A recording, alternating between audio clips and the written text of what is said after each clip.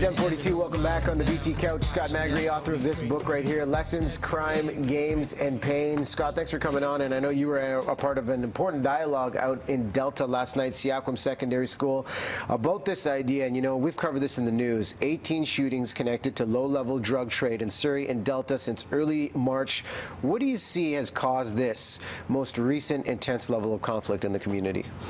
Well, most of these kids that are getting involved in criminal activity like that in gangs, they're usually around 20 years old, 18, 19, 20, 21, somewhere in there. They go to high school and they get, you know, there's no worth ethics nowadays. There's no discipline. It's just a free-for-all. And these kids, when they get out of school, it's like, what do I do? You know, they're not going to grab a hammer and start framing a house for $150 a day. They're going to start selling drugs. It's the easy way. There's no worth ethics. Most of the kids these days are basically lazy, and it's not their fault.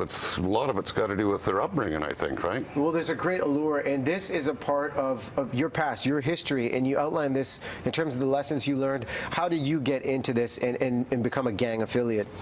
Well, it started, I was bullied as a young child. I had some real problems. I was sexually assaulted when I was younger.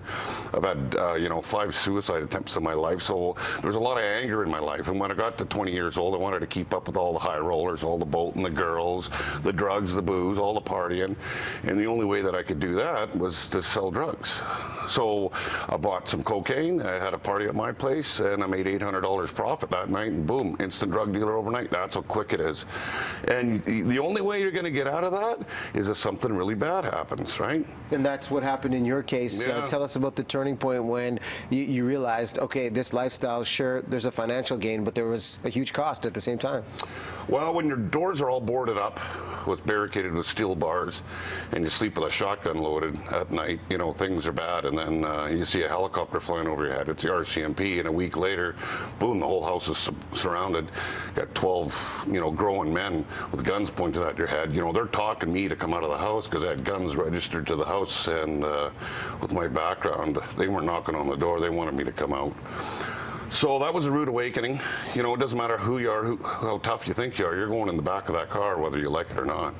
And that was a big turning point in my life. So what do you say to parents out there that could be watching this and realize something may be off with their kids? How do you get these kids to listen to this message? Because the allure is great with the financial gain you've mentioned. Well, a lot of it, I think, has got to do with what Lindsay Houghton is doing with his posters, you know, gang life posters.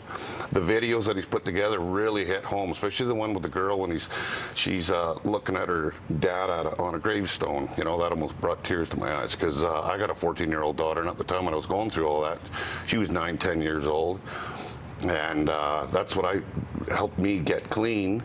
Had a $12,000 a month Oxycontin habit as well at the same time when, you know, the police surrounded my house. So everything came down to a crunch, and I had enough. So it's the parents really gotta pay closer attention to the kids and how they're raising them, and some do, and then they go to school, but there's other kids that don't. The parents aren't around, so it's easier to lure them in. Hey kid, you want to sell some marijuana here? You know, instead of the $20 a week allowance they're getting, now they're making hundreds. Now, how do you break the pattern? If someone is already caught up in this lifestyle and fearing their life, being a gang member or gang affiliate, knowing that if they break loose, there will be consequences and there's a risk of danger for not only them or their family, what do you say to the kids that are already involved to break out of that cycle if they want to, but they're scared? Well, I get phone calls quite often from people that, you know, I'm well known in the area. I've lived in Pitt Meadows for 40 years. And they go, hey, Scotty, my kid's doing this, my kid's doing that. I said, well, you want me to come over there now? So I take them for a walk, and I tell them about my life. And I can see their eyes opening up. Like, they're getting what I'm telling them. But it's really tough to pull them out of that kind of stuff. Unless something, I hate to say it, bad has to happen before they wake up and say, that's enough, right? Something has to really scare them, and with my stories and the things that I've done and the dark places that I've been, I share with these kids, and hopefully that they pick something out of it. And some of them now are getting some help, so it's a good thing, right? Well, this right here is a resource to get that dialogue started. Again, the book is called Lessons, Crime, Games, and Pain. Scott, thanks so much for coming on and sharing this one. You bet. Okay. Thank you so much. We're going to check back in with Greg Harper.